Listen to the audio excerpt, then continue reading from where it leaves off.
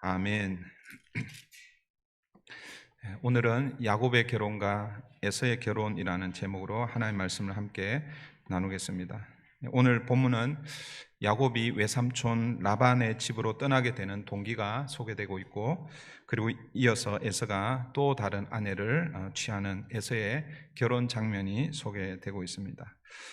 먼저 야곱이 외삼촌 라반의 집으로 떠나게 되는 동기가 무엇입니까? 겉으로 드러난 동기는 야곱의 결혼 때문이었습니다. 그러나 숨은 동기가 있죠. 숨은 동기가 무엇입니까? 창세기 27장에서 우리가 지난주에 살펴보았지만 야곱이 아버지 이삭으로부터 축복을 빼앗은 것을 안 이 에서가 아버지가 돌아가시면 야곱을 죽일 결심을 하게 됩니다. 그런데 이 사실을 알게 된 리브가는 한날에 두 아들을 한꺼번에 잃을 것 같아서 그래서 야곱을 외삼촌 집으로 보내려고 하죠. 그 내용이 우리 27장 45절에 나와 있죠. 27장 45절을 다시 한번 보십시오. 내 형의 분노가 풀려 내가 자기에게 행한 것을 잊어버리거든 내가 곧 사람을 보내어 너를 거기서 불러오리라. 어찌 하루에 너희 둘을 이르랴. 리브가가 그 야곱을 어떻게 보면 형 에서의 손으로부터 구하기 위해서 자신의 그 어떻게 보면 그 본가족, 그러니까 리브가 입장에서 보면 자기의 그 뭐라고 부릅니까? 친정이죠. 친정으로 그 아들 둘째 야곱을 잠시 이렇게 보내게 됩니다. 지난주에 우리가 살펴보았죠. 리브가는 잠깐 에서의 그 화가 누그러지면 다시 부르려고 그렇게 해서 보냈지만 사실은 그 시간이 20년이 지났고, 그리고 리브가는 그 이후로 한 번도 야곱을 보지 못하고 열조의 무덤으로 갔다라고 그렇게 말씀을 드렸습니다. 그래서 어쨌든 그런 마음으로 사실은 야곱을 그 외삼촌 라반의 집으로 보내려고 합니다. 그래서 리브가는 야곱을 외삼촌 라반에게 보낼 명분으로 지금 야곱의 결혼을 언급하고 있죠. 그게 27장 오늘 46절 말씀입니다. 46절을 다시 보시면 리브가가 이삭에게 이르되 내가 헷 사람의 딸들로 말미암아 내 삶이 싫어졌거늘 야곱이 만일 이 땅의 딸들 곧 그들과 같은 헷 사람의 딸들 중에서 아내를 맞이하면 내 삶이 내게 무슨 재미가 있으리까? 여러분, 이 말씀은 어떤 의미입니까? 에서가 결혼을 하잖아요, 그죠? 첫 번째 결혼을 했습니다. 그때 누구를 아내로 맞이했습니까? 우리 이 말씀을 자세하게 다루지는 않았습니다. 그냥 지나갔는데, 여러분 26장 창세기 26장 34절 35절 보십시오. 26장 34절 36절 보시면 에서가 40세에 헷 족속 브에리의 딸 유딕과 헷 족속 엘론의 딸 바스맛을 아내로 맞이하였더니 그들이 이삭과 리브가의 마음에 근심이 되었더라. 이 사실을 리브가가 알고 우리 둘째 야곱은 이 가나안 땅에 있는 헷 족속 혹은 가나안 다른 그 족속의 딸들과 결혼을 하고 싶지 않다라는 거죠. 그렇게 그 맺어주고 싶지 않다라는 것입니다. 여러분, 이 말을 야곱이 그 이삭이 이제 제대로 알아듣고 그래서 어떻게 합니까? 이삭이 야곱을 불러서 그에게 축복하고 떠나보내게 됩니다. 그 내용이 이제 28장에 소개가 되고 있죠. 28장 1절 2절입니다. 이삭이 야곱을 불러 그에게 축복하고 또 당부하여 이르되 너는 가나안 사람의 딸들 중에서 아내를 맞이하지 말고 일어나 밧단 아람으로 가서 내 외조부 브두엘의 집에 이르러 거기서 내 외삼촌 라반의 딸 중에서 아내를 맞이하라. 사랑하는 성도 여러분, 저는 아마도 이삭이 지금 이때 비로소 하나님의 뜻이 무엇인지, 아브라함에게 약속하신 그 언약이 자기에게 이어져서, 자기 생각해 보면 자기 위에 누가 있었어요? 이스마엘이 있었잖아요.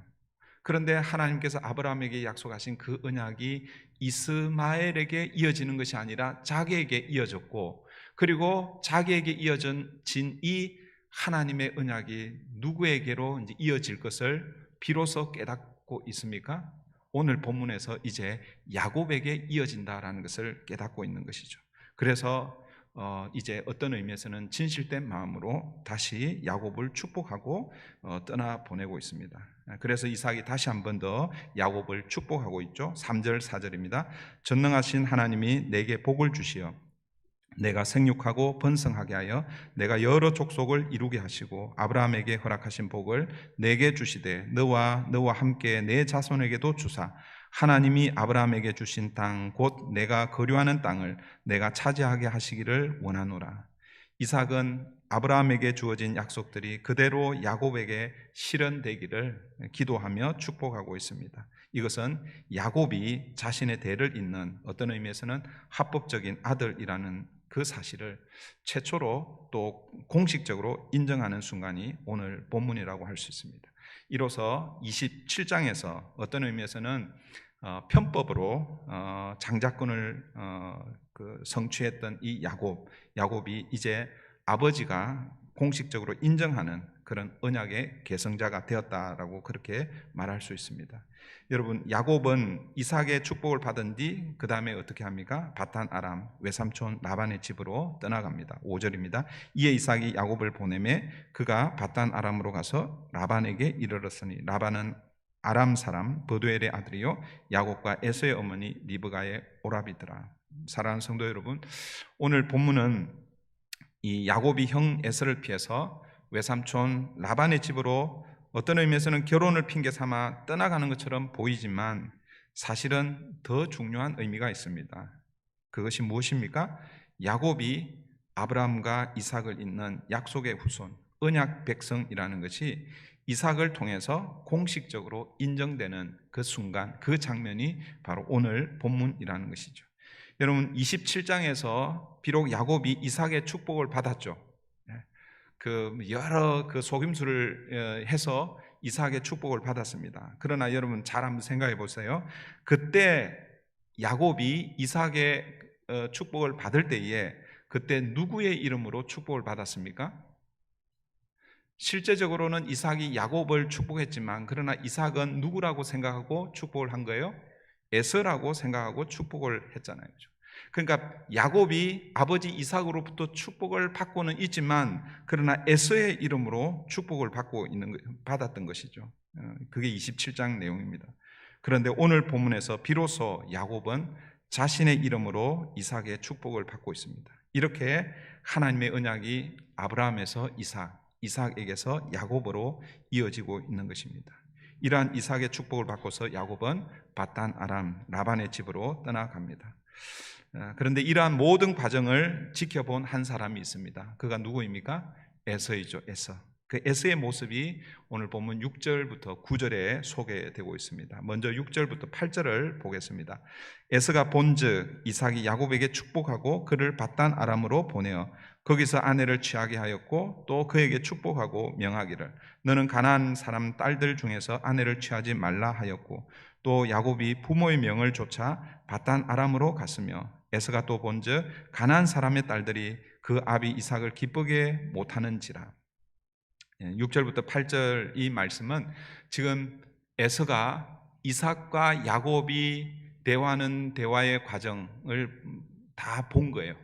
그리고 에서가 이삭이 야곱을 축복하고 그리고 바탄 아람으로 떠나보내는 그 모든 과정을 본즉 또 본즉 이렇게 하면서 이제 그 에서가 그 다음에 이제 행동을 하게 되는데 오늘 이 6절에서 8절에서 중요한 한 단어가 반복적으로 사용되고 있습니다.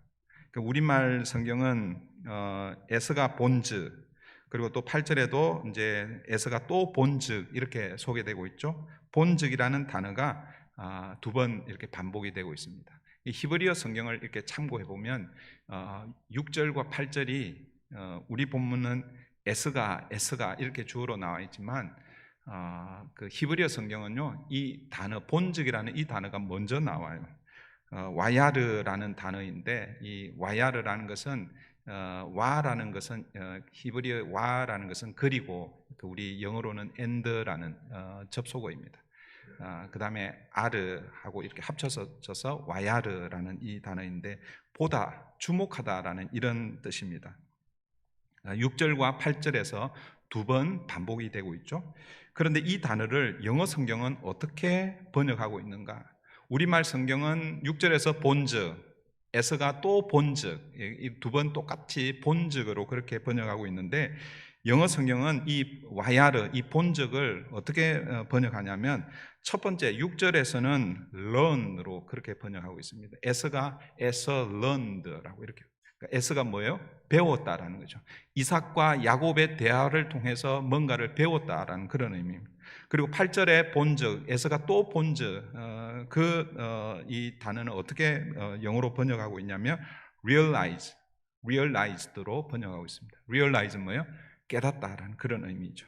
그러니까 이것을 이어서 보면 이삭과 야곱이 대화하는 그 과정, 그리고 이삭이 야곱을 축복하는 그 모습, 그리고 이삭이 야곱을 바단 아람으로 떠나보내는 그 모든 과정을 에서가 지켜보면서 무엇인가를 배우고 그리고 또 깨달았다라는 그런 의미라는 것이죠. 여러분, 에서가 무엇을 배우고 무엇을 깨달았을까요? 이걸 우리는 성경에 이걸 우리가 늘 적용해야 됩니다. 여러분, 우리가 성경을 볼 때마다 성경을 통해서 여러분들 무엇인가를 배워야 합니다. 성경을 읽는데 혹은 설교를 듣는데 혹은 성경 공부를 하는데 배우는 게 없으면 그러면은 그럼에도 불구하고 성경을 읽고 묵상하고 설교를 듣는 게 뭐 나쁜 건 아니지만 그러면 안 되죠, 그죠? 오늘 여러분들이 예배를 통해서 또 저의 설교를 통해서 설교를 들을 때에 뭔가를 여러분 배워야 되고 뭐 해야 되는 거예요? 깨달아야 되는 거예요. 거기서부터 뭐예요? 삶의 변화가 일어나는 것입니다. 우리가 늘 성경을 대할 때 이 에서의 자세는 굉장히 중요합니다.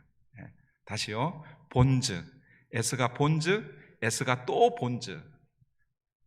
이삭과 야곱의 그 대화를 통해서 뭔가를 배우고 그리고 깨달았습니다. 우리도 마찬가지입니다. 우리도 하나님의 말씀을 대할 때마다 그 말씀을 통해서 무엇인가를 배워야 하고 깨달아야 합니다.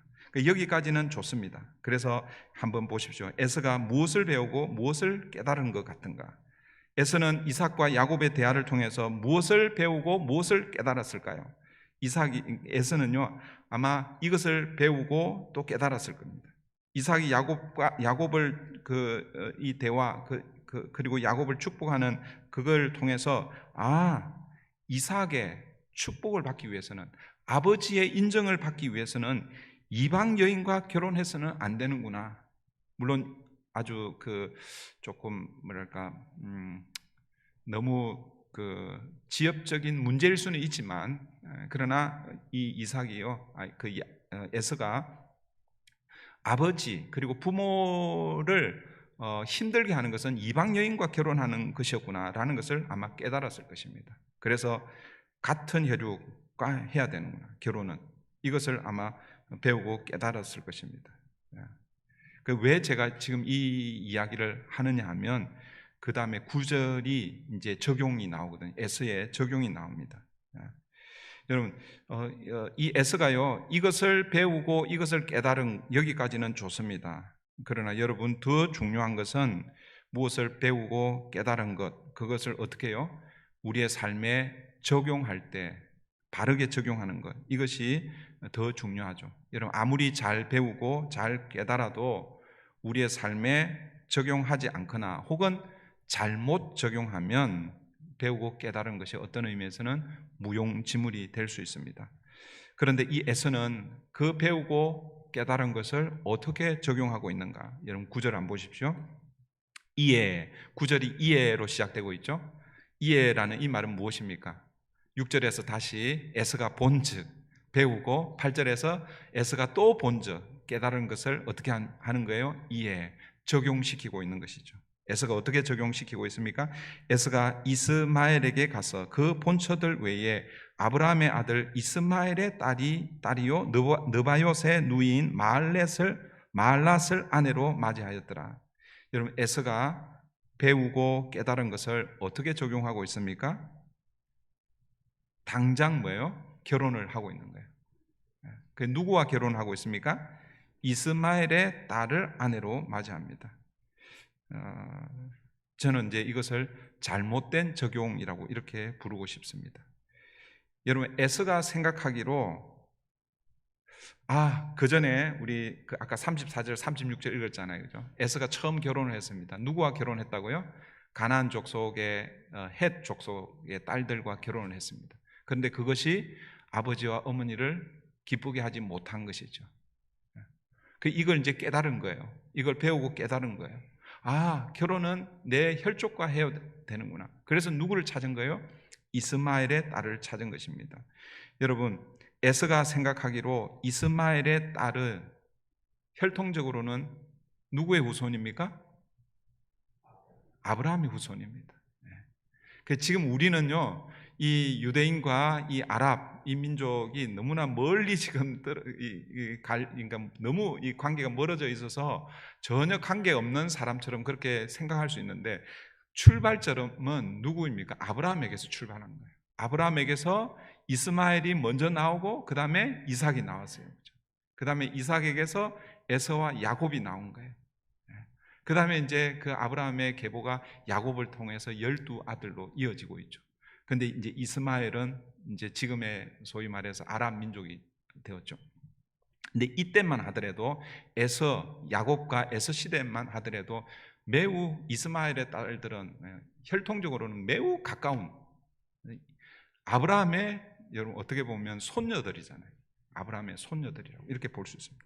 그러니까 이 에서가 생각하기로는 아버지 이삭과 어머니 리브가를 기쁘게 하기 위해서는 우리 혈육과 결혼하는 것이 필요하구나. 그렇게 해서 당장 이스마엘의 딸을 데려다가 자기 아내로 삼고 있습니다. 그런데 여러분, 에서는 문제의 본질을 잘못 알고 있는 것이죠. 여러분, 비록 이스마엘이 아브라함의 혈육이지만 이스마엘은 언약 밖의 사람이었습니다.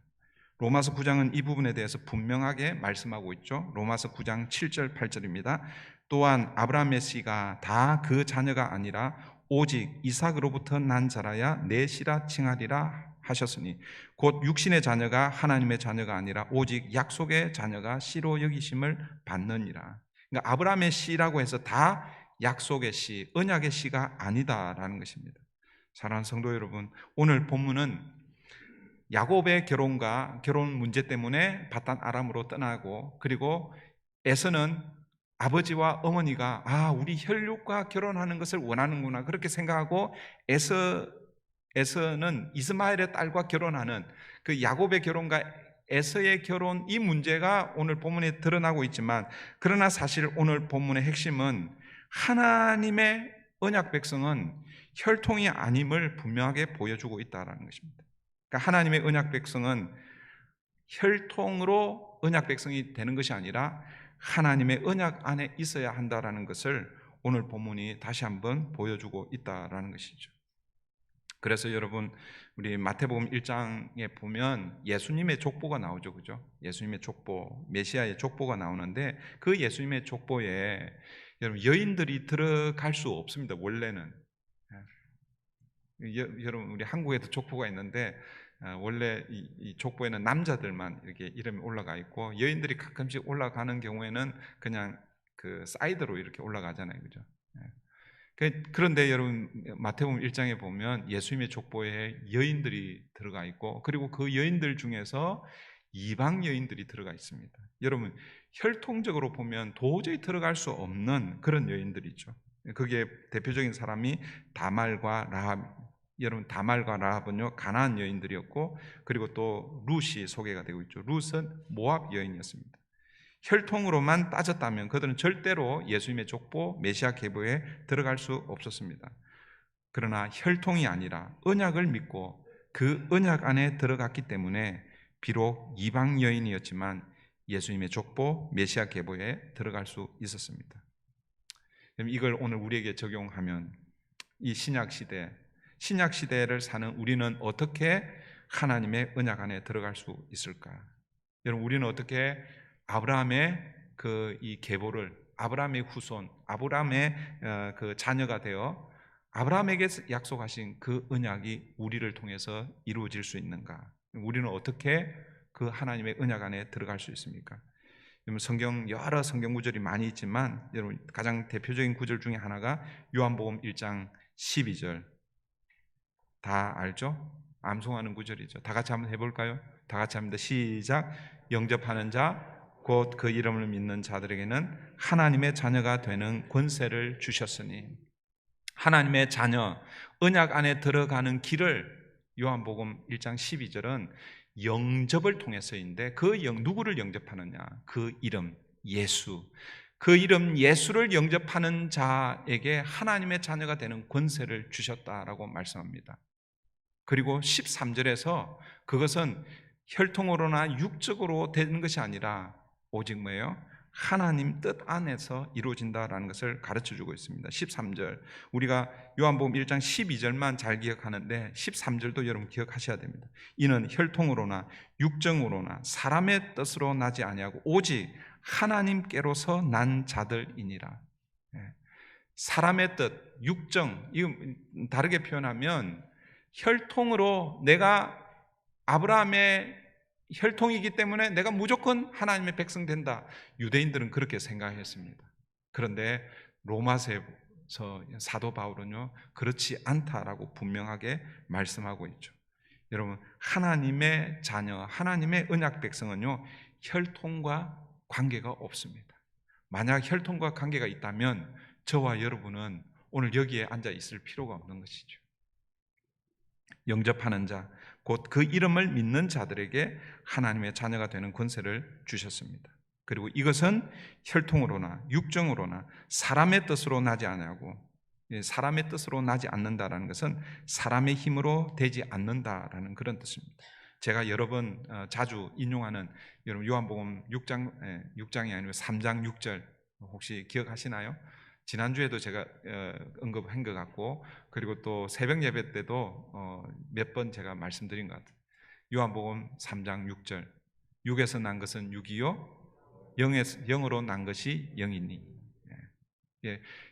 마치 산은 산이요 물은 물이요 알쏭달쏭한 그런 말씀 같은 그런 말씀을요 예수님이 하셨어요.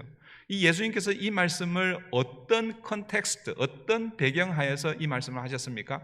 6에서 난 것은 6이고 0에서 난 것만이 0이다. 이 말씀을 어떤 말씀에서 하셨냐라는 거예요. 그 요한복음 3장 그 전반부에 예수님과 니고데모와의 이 대화의 내용은요 born again, 거듭남이 무엇인지를 설명하면서 나오신 말씀입니다. 하신 말씀입니다.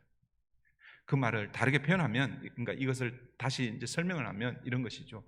거듭나는 것은 육에서 아무리 열심히 뭔가를 잘 만들어내도 그것은 육이라는 것입니다. 그러니까 육에서 난 것은 절대로 거듭날 수 없다라는 것입니다. 영에서 난 것만이 영이고 그리고 거듭날 수 있다라는 것입니다. 영으로 난다는 것은 오직 하나님께로 난 자들, 요한복음 1장 13절 육정으로나 혈통으로나 사람의 뜻으로 나지 아니하고 오직 하나님의 뜻으로 난 자들, 이들이 뭐예요? 영에서 난 자들입니다.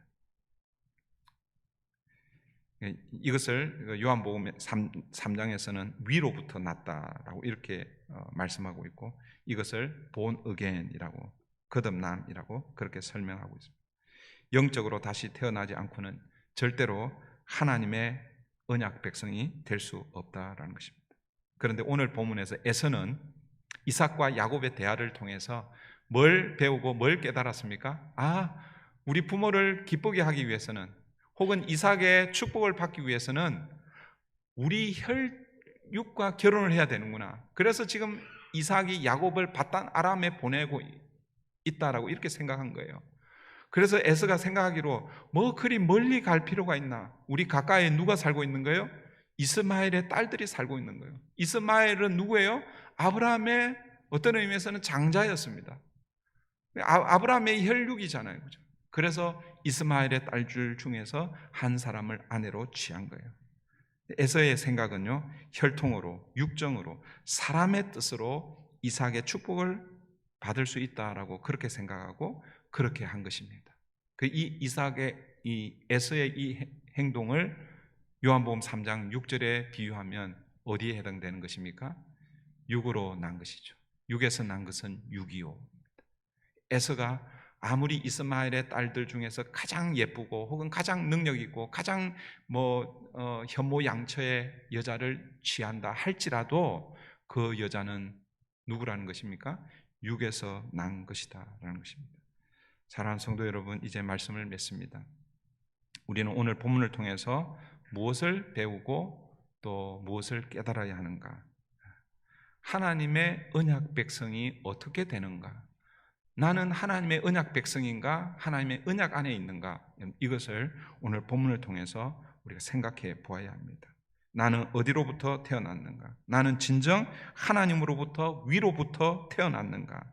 이 물음을 여러분 내게 던져야 됩니다. 여러분 자신에게 던져야 합니다. 그때 여러분의 대답이 예, 그렇습니다. 나는 위로부터 난 자입니다. 물과 성령으로 거듭난 사람입니다. 그래서 나는 하나님의 언약 안에 있기에 하나님의 언약 백성입니다.